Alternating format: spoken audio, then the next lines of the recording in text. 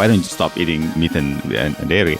And I come from a low-income country, one of the poorest countries actually. Getting animal source food like milk and meat and eggs is a luxury. Welcome to Climate Curious. We're coming to you live from TED Countdown, which is TED's Climate Summit. Now, we all know that TED is normally about sparking curiosity, ideas, even inspiration. But sometimes an issue requires more than that, and climate change is just that issue. So TED Countdown is all about impact, it's all about action. Right, and we've had an amazing opportunity to speak with some of the world leaders in the climate movement. So this season of the podcast is going to be intense and it's going to be amazing. There are going to be some moments of silence, some moments of awe, definitely some laughter, and some unexpected climate confessions. Some things that you've definitely never heard before. It's a good season. It's a good season. So let's get started. So we're a little bit overly excited to have you in person with us, which is really, really great. So, Ben, we are at TED Countdown. We are. In Edinburgh. Yes. We're both, I think, overstimulated from being around human beings. Way overstimulated. So if we sound a little bit different to the listeners, yeah. that might be what it is. I lost my voice last night. Yeah, I'm on my way. And it's only day two, people. It's only day two. So we're excited to be talking to our guest today. Yeah. Ermias Kabrab. Welcome to Climate Curious. Thank you for having me. Tell us who you are. So my name is Ermias Kabrab. I'm originally from a small country in Africa, Eritrea, and I'm now based in California. I work as a professor at the University of California, Davis. Dope, as you do. Yeah. Light career over there. Yeah. Casually. And you do something rather unusual in your work. Will you tell us a little bit about that? And then we're going to ask you 1 billion questions. This is like the most interesting thing ever, ever of all time. Yeah, so I think most people have heard about the climate impact of animals, particularly eating meat and milk. And one of the sort of biggest contribution to that is methane. Methane emission from ruminants is really the main contributor to that. And so we've been working on trying to reduce methane emissions because you need those food as well. I mean, you need nutrient-dense food, particularly for children and a certain segment of the society. You need those dense food. So just eliminating something is not really the answer. So we've been trying to think, okay, how can we reduce this methane emissions? Methane is one of the potent greenhouse gases. So how do you reduce that? But there was this idea where using feed additives, you can actually reduce the emissions by quite a bit. And there was a screening of different type of plants and seaweeds. And lo and behold, one type of seaweed, a red seaweed, had shown to reduce emissions by, in the lab, it was completely eliminated it. Wow. And then, but in the lab, it works in the lab, but does it really work in live animals? Right. So okay, wait. Let me ask a question. We're talking about cows. We are talking about cows. Okay, and when you say rumination, yes, I know what that means. Do you know what that means? I didn't even hear the word rumination. Okay. What is that? Other than I thought that meant seasoning. Yeah. I didn't even think I said that, but that's great. I'm glad you caught that. Tell us. So we're talking about cows. Tell us what we're specifically talking about here. Absolutely, yes. So we are talking about cows, and cows, as everybody knows, they have one stomach but 4 chambers. Right. And in one of the chambers, what they do is they break down the food, and as they break down the food, they produce. They have some byproducts, which is hydrogen. And that hydrogen needs to be getting rid of. But there are other microbes that use that hydrogen for them to grow. But then they have another byproduct, which is methane. And so the animal, or the cow, then belched out this methane to get rid of from the stomach so that the fermentation process continues. So that's why we have cows and other ruminants that basically chew up fiber that we cannot do anything, we cannot digest it. So it's really good because they are actually taking out fiber and cellulose and stuff that we cannot do anything with, eat it. and turn it into a high quality protein. But that process also has a byproduct of producing methane. So it's kind of, you get a really good thing, and then also you get something that's really not so good for the environment. Okay. So this, I like this because I feel like it fits in with one of my own personal agendas, which is to continue to eat beef. And I think that this, I think that this is really important. I think that this is a really important place for us to land here. So your work, correct me if I'm wrong, your work is making cows fart less methane. Well, let me say something. About 95 to 97% of the methane is actually belched out. They're burping. So you're stopping the burps from being toxic. Exactly. That's good. And that means so. I mean, in the crudest, or you've literally I know, sorry. deconstructed. Everybody was trying to move around it, but the people want to know. The people need to know. Okay, so how did you figure out that it was the seaweed that was doing that? How? Because these kind of processes, I feel like people say things like this, and everybody's like, "Oh yeah, no, of course," pretends they understand. I have no idea how you'd even begin to discover that. How do you find out that works like that? Yeah, so there has been some indication that plants have some power to reduce the amount of microbes in the stomach that are responsible for methane production. Because methane is, you can think of it as an energy. It's because it has a carbon skeleton, it's energy. So the methanogens, they don't need to be there. And so there has been a lot of sort of looking at different plants, and in a laboratory, you can just add, you can take out the fluid from the cow, and then you just put in different type of chemicals or plant compounds in there and see what kind of change it will have. And so, things like garlic, even like cinnamon or citrus, also decrease a little bit of methane. Right. So people have been trying sort of different kind of things to see what works. Right. And you screen it and see, and even curry actually reduces methane, but really the problem is that doesn't sound like it's true. the problem is they get used to it. Okay, right. So yeah, it will go down for a day or two, and then it comes back up. Yes, exactly. Okay, yeah. So seaweed is like Yakult for cows. It's like good bacteria. We're not meant to plug brands on here, but it's like good bacteria for cows. Yeah, so what this specific seaweed does is that it has some ingredients in it that will stop the microbes from making methane. Right. Yeah, so that's basically how it's very specific to those microbes. And you said, is it a red seaweed? Tell us a bit about this seaweed. Yeah, so it's a red seaweed. It's called Asparagopsis taxiformis. And it's like warm waters. So you find it more in like Australia and off the coast of like Portugal. Right. Good day, mate. And yeah, so and there are some related species also that are in the cold waters, like in Ireland, for example. You find another species, Asparagopsis armata, that is not as effective, but when you talk about Asparagopsis being effective like 80-90%, and then Armata is like 40-50%, it's still really good, but it just compared to the other species. This red seaweed is basically it builds up some chemicals within its cells. It does it for self-defense, but that chemical then is really good to also reduce these emissions that we don't want.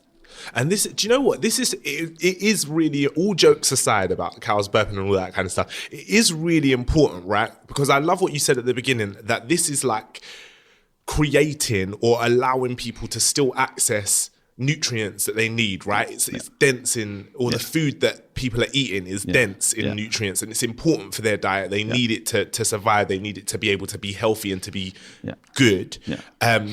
And so what's the scope of the work that you're doing at the moment? Because this sounds like it's like world-changing stuff, right? Because you said like this is in the lab. Have you taken it into the field? Yeah, so we did experiments with animals, and we've seen that the first time we did it was about 67% or so reduction, but that was huge. that was using a slightly less efficient kind of seaweed. And then when we did with a more potent seaweed, we saw up to over 80% reduction. Oh my gosh. And then if you get fresh stuff, there was a similar study was done in Australia. They've actually seen 98% reduction. Oh gosh. And the beef cattle were actually gaining more weight. So not only are you getting less methane, but you're also become more feed efficient, so that the carbon is captured in the body of the animal. So it's really a win-win-win situation. And is this for dairy cows and beef cows? It's for dairy cows and beef cows, but it works for sheep, goats, buffalo.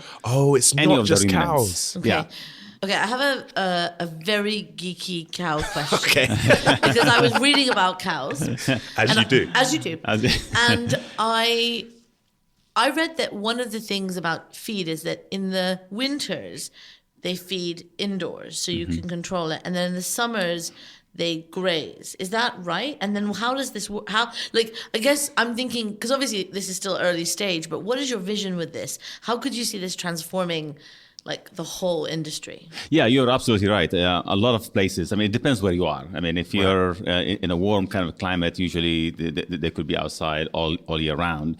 But a lot of places they do, like in the winter, they come in. I just came back from Orkney, where they're just starting to take the cattle in because, when it gets in the winter, when it gets too wet, the cows will trample the grass, and so the grass doesn't grow as well. So they keep them in for about 5-6 months, and then around May or so, they take them out outside. So what we have right now would work when the animals are inside, and a lot of dairy cattle are usually inside because you have to milk them every day, sometimes twice a day. And so for that, it works perfectly because you control the diets and you mix the stuff. So it's just a little bit of the seaweed, you sprinkle it, and that's it.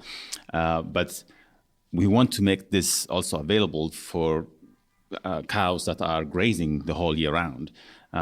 So there need to be more innovation on how to do that. So one idea is to put it in a capsule and it slowly released in their stomach, so that we don't have to give them on a daily basis.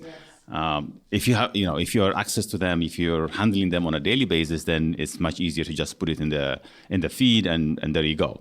But if they are out in grazing and you don't see them on a daily basis, then just give them a bolus or something. A little tablet. And then it just slowly like comes cow out. vitamins. Yeah, Yes, not? exactly. And now here's a question. I guess I had wrongly thought that they were they are switching to a pure seaweed diet. That's not right. That's what I No? thought. So Then we tell were us a little bit taking them about to the that. water. No, so the diet does not change at all.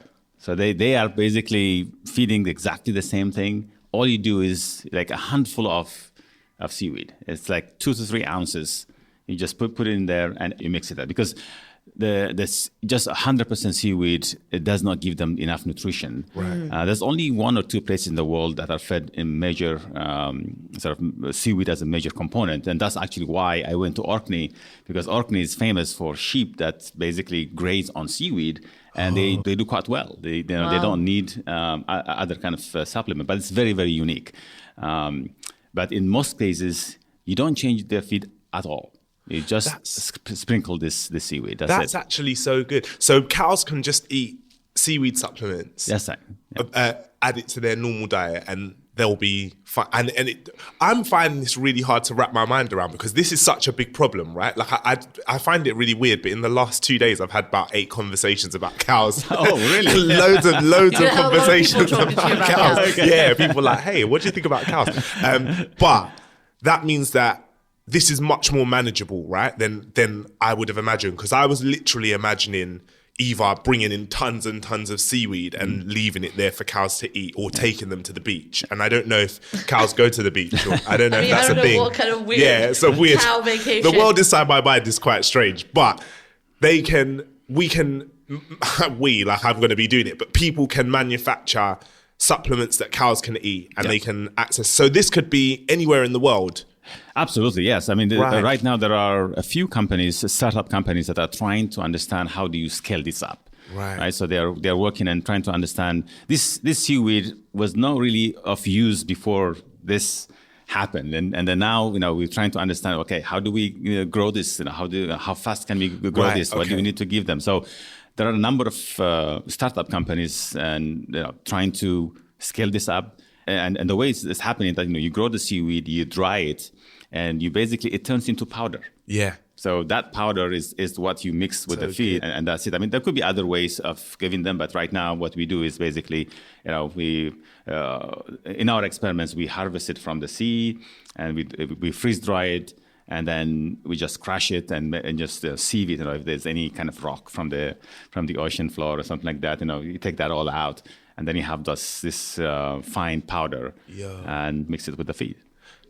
Do you have a question more about just the observation? I feel like this is like incredibly positive. Yes. Like I'm really used to these conversations. So we've been doing this for 2 seasons now, right? And coming into this, I literally have known nothing about climate change at all, about the climate issue. And I think every conversation we've had, is that fair to say? A lot of the conversations we've had have had a kind of like undertone of like impending doom, or like an overwhelming task. And this feels very like, oh yeah, no, we figured it out, and like we can do it. Like we can help the cows. Like this is, and I'm feeling really. I feel like this is good. I'm feeling really encouraged. Right, so Mariam, I've been thinking, how did we start this podcast? That's a great question. So at TEDx London, we're all about ideas worth spreading.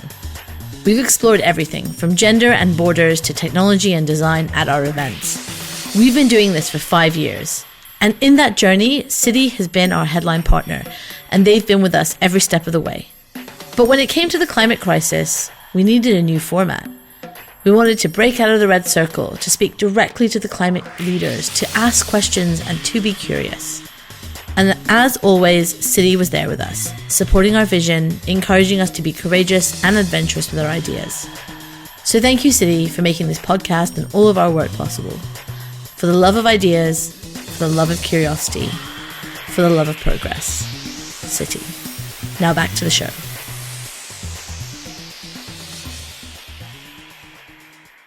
No, I have a question for you. Taking like a step back from this a little bit, it seems to me that you're approaching the problem differently, right?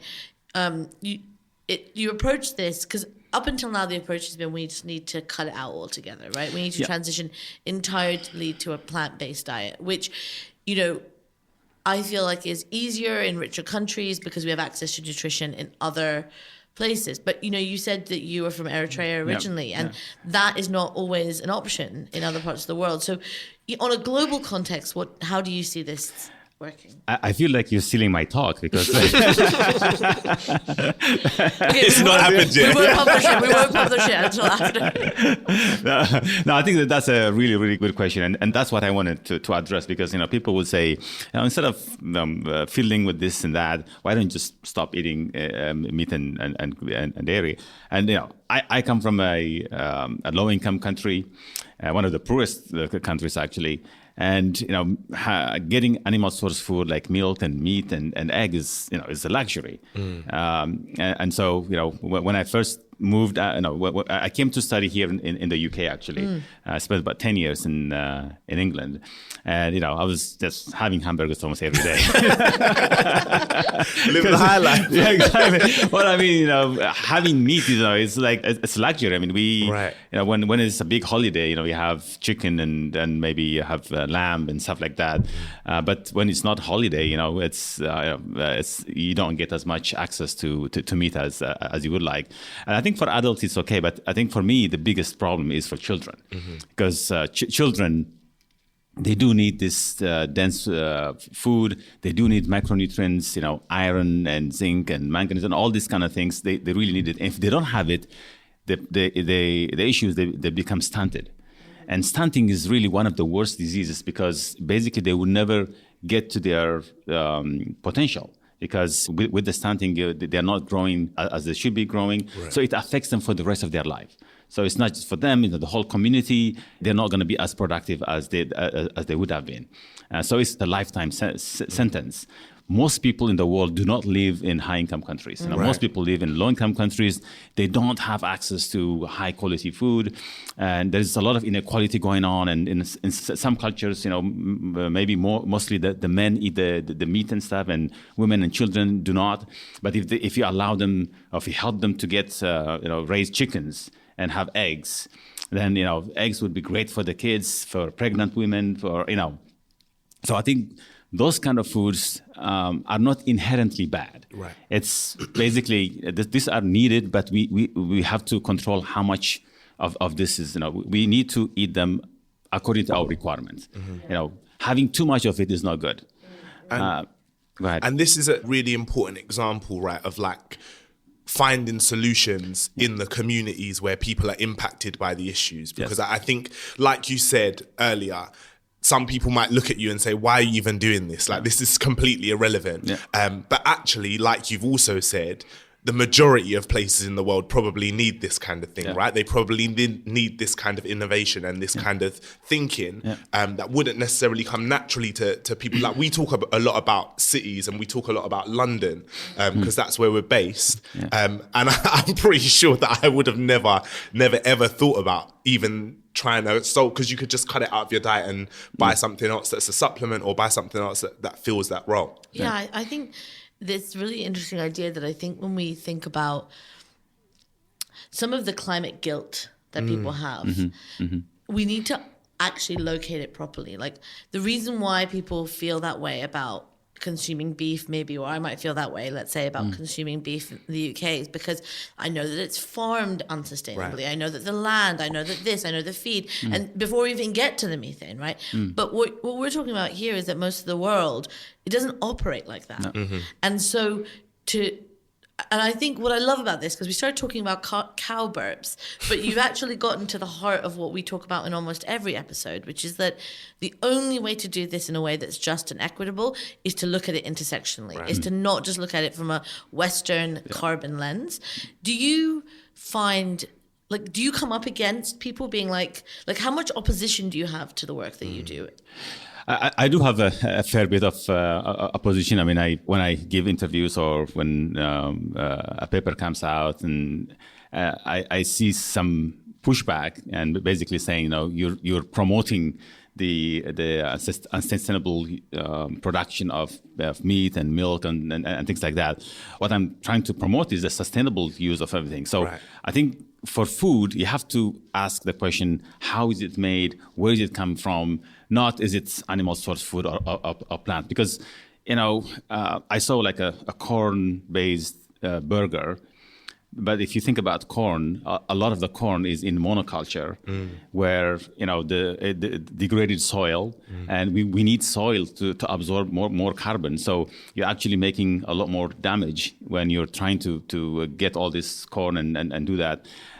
So there's highly unsustainable way of making plants the same thing as animals as well, and there's also a sustainable way of making plant-based food as well as animal source food. So I think you really have to ask the question how and where. So not quite the silver bullet to veganism that I believed. Well, I just love it because I think that you've come to the heart of it. Yeah, is that we need to think about.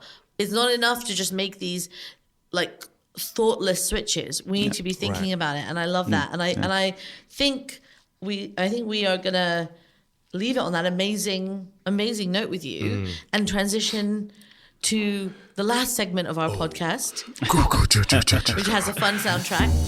And now it's time for our climate confessions. Let's fess up to the bad habits we just can't kick. All right, so Climate Confessions is the segment of the show where we invite our esteemed guests to share with us their humanity in regards to their experience of climate. It's really easy to build up this image of people who work in the sector and people who are doing all of these amazing things as like demigods of climate justice who never do anything wrong. We want to dismantle that a little bit. So we're going to invite you to share anything. I don't know if you've got one. I'm completely out at this point. We've done 2 seasons of this and I've bared my soul, so I don't have anything left to share that I know of. Yeah. Well, I think for me, for the longest time, I trying to get away from driving internal combustion engine cars. Right. I mean, that is my, always have been thinking about that. And then, I see like Toyota Prius and stuff like that. doesn't quite appeal to me. Yeah, it's not that attractive.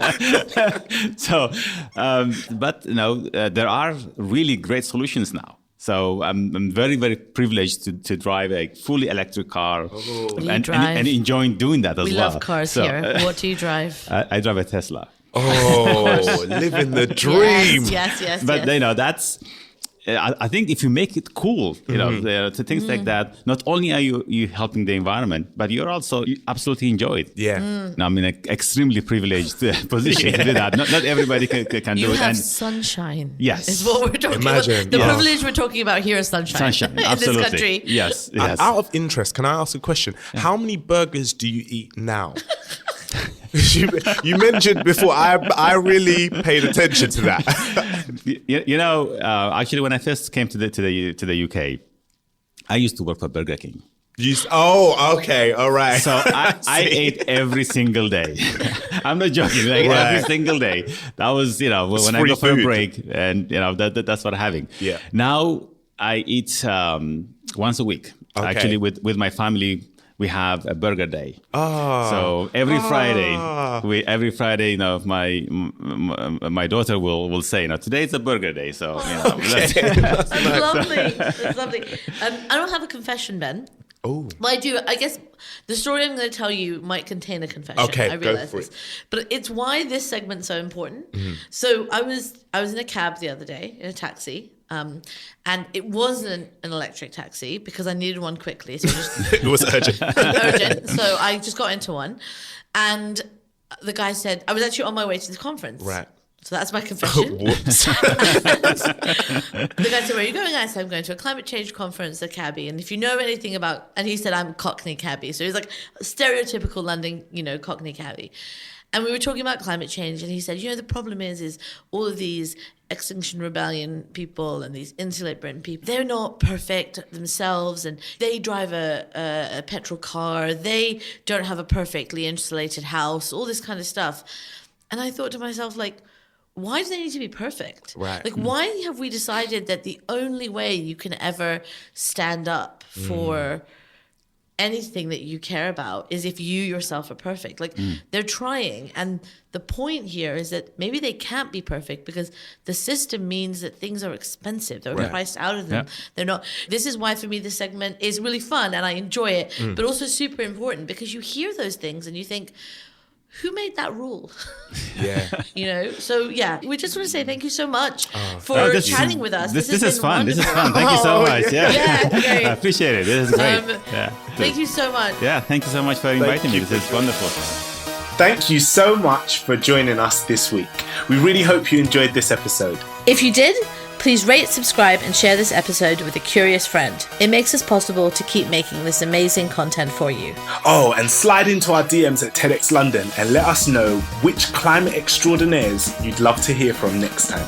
Oh, and don't leave yet.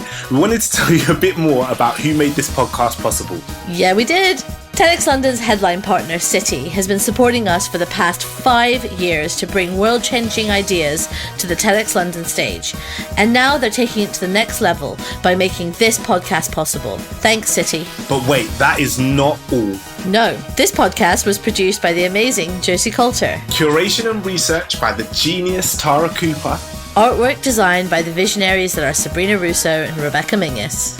Mixed and engineered by the iconic Ben Beheshti, aka The Falcon, who also composed our banging theme tune. Presented by me, Mariam Pasha. And by me, Ben Hurst.